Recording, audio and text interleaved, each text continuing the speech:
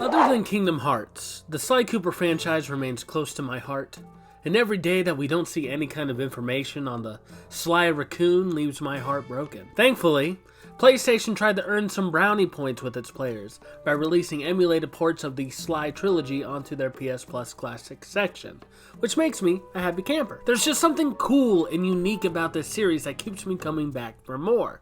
The suave dialogue, the gameplay, the soundtrack, and most importantly, the missions. Working together to take down local mob bosses is fun, and it's great to see how every mission you play through is crucial to the main objective, and not just for the sake of filling up a runtime. However, in my personal opinion, there is one level from the franchise that I believe stands taller than the rest. One that is the most memorable, one that resonates with me the most, one that manages to break the status quo and hasn't been replicated since. And that level is Sly 2's Episode 4, Jailbreak.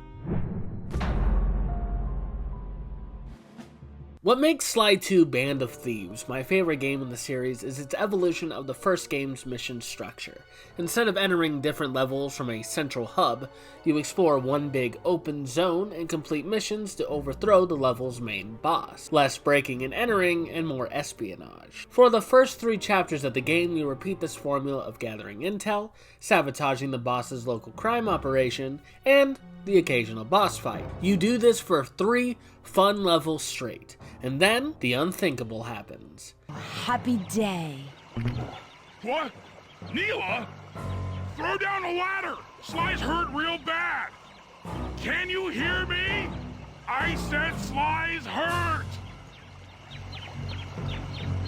Episode 3 ends with a twist. The dirty cop, Constable Neela, that you've been working with double-crosses you and leaves you, Murray, and even Inspector Carmelita Montoya Fox to be taken into custody by the Contessa, whom in the previous episode we learn is a higher rank in the field of Interpol, leaving Bentley all alone to figure things out. Now, I'm going to say what I hope is a common take, but Bentley is probably the worst of the 3 playable characters. He isn't nimble like Sly, so he's unable to use cross ropes or navigate the rooftops as much. He's the weakest of the 3, so he's unable to take down enemies in rapid succession like the Murray. And all the attacks Bentley is able to perform alert nearby guards, so you have to be critical with each choice you make when playing as him. Sucker Punch knew this when developing the game and said, deal with it.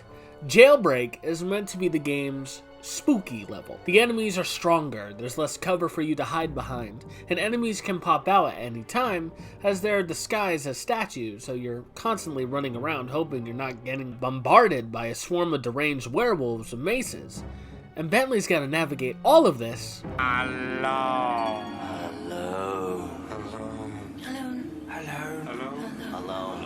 Hello. The first 3 missions of the chapter have Bentley crossing the entire map, searching for ways to break Sly and Murray out from the Contessa's prison. During these missions, you're hit with stunning revelations and new gameplay mechanics to master. Mission 1 has you eavesdropping on the Contessa by aiming sleep darts at her. This is when we learn that she is secretly a member of the Claw Gang, and that she hypnotizes criminals to tell her where they've stashed their fortune. We also learn where she's keeping both Sly and Murray locked up. Mission 2, we're tasked with hacking the local train rail in order to blast the train straight into the prison, so that we can bust Sly out. This is where we're introduced to hacking, and with each terminal we hit, we see a piece of a much bigger puzzle for us to solve. And finally, in the 3rd mission, we're back controlling the RC helicopter introduced in episode 2, and are tasked with bombing the flashlight guards along the prison wall so Sly can finally free himself from the hole. It is here where we're finally able to play as Sly again and see the level from a whole new perspective. The next stage of the chapter is dedicated to saving Murray, and having Sly set the scene for the operation. Bentley tasks us with collecting pieces of an algorithm, pickpocketing some blueprints off the Contessa, disabling a killer attack robot that's conveniently disguised as a water tower, blowing up a bridge,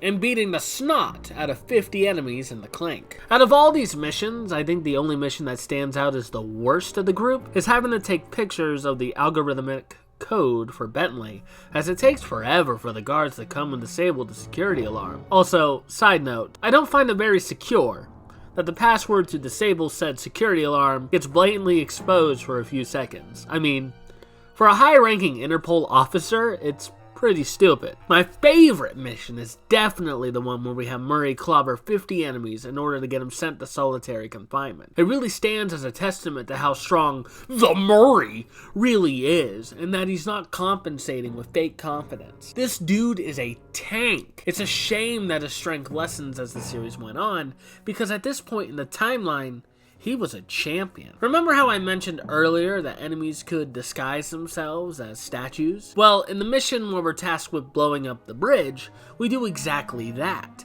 This time, we are the statue, busting out to scare the bejesus out of the local guard. Picking off the Contessa's bodyguards in order to pickpocket some plans from her was also pretty cool. However, I find it weird that she only questions the disappearance of her guards once she's been pickpocketed, and not when I've knocked them out. The point is, it takes the established formula set up in the first 3 chapters and flips it upside down, with no clockwork part to steal, and only focusing on saving Sly and Murray. It really teaches the player how to play as Bentley and the potential he has as a character. The operation is also quite fun, as it has us break into solitary confinement to help burst Murray out of his cell.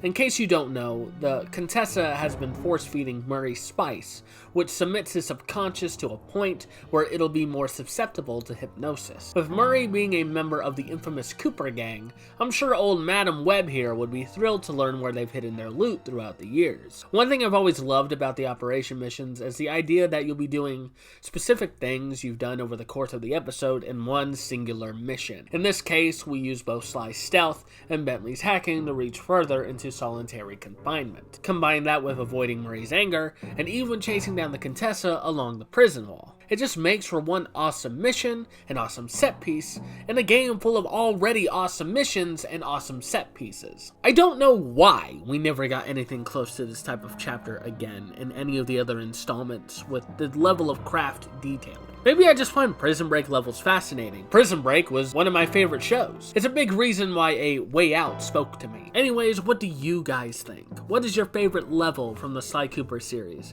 Better yet, what is your favorite video game level in general?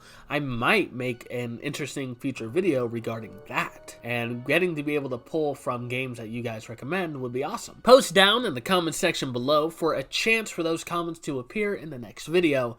And until next time, I've been PlayStacin. I'll see you later.